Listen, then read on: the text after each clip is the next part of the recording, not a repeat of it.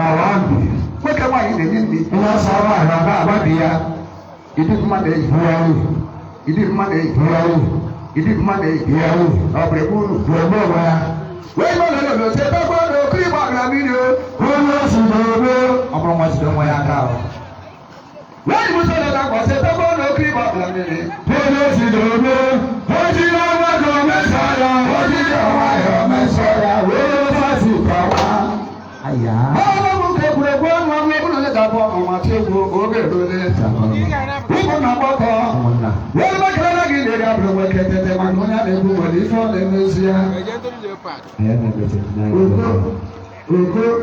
ugo ịmagide ebe ọmịsuko na bụ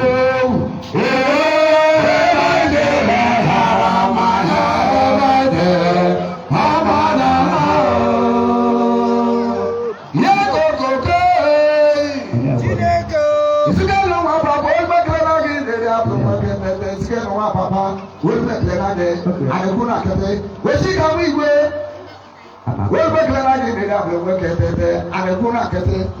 Mbako lanu bebu. Akona nana. Wewe kila ngolu e. Ndora kama mama. Mbako lanu bebu siyo. Sika mu igwe kele no ngolu.